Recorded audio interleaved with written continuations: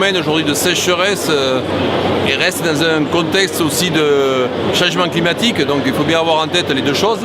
Donc aujourd'hui sur la sécheresse, ce qui se passe, c'est que l'ensemble des régions françaises sont touchées. Bon, allez, on peut dire qu'il y a une partie de la Bretagne qui est peut-être un peu moins touchée, mais sinon la problématique se pose sur l'ensemble des régions françaises. Donc il va falloir avoir des réponses à court et à moyen terme sur l'ensemble des territoires. Donc tout le monde n'aura pas la même réponse. Ça c'est un travail que l'on va mener dans les régions en lien avec les chambres d'agriculture, avec le réseau. Par contre au niveau de la filière laitière, l'impact immédiat que nous avons par rapport à cette problématique sécheresse, ce sont l'évolution des coûts de production. Le prix de la paille a été multiplié par 2 en 2018 par rapport à 2017. La luzerne, pareil. Donc ça veut dire que tous les achats de fourrage sont en train de faire flamber les coûts de production.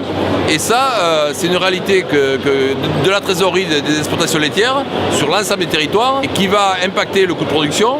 Et donc dans le contexte EGA, si rapidement on n'a pas des cliquets pour dire, nous producteurs, notre coût de production est en train d'évoluer, il faut pouvoir le répercuter à la chambre de la filière pour continuer à avoir une marge et avoir un revenu.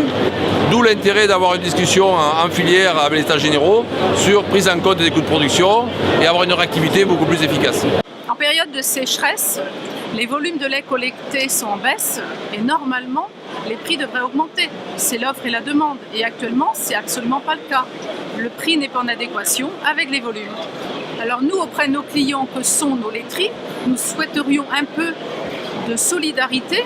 Ils savent que le prix actuel payé aux producteurs n'est pas suffisant et il n'est d'autant pas suffisant que les charges vont augmenter.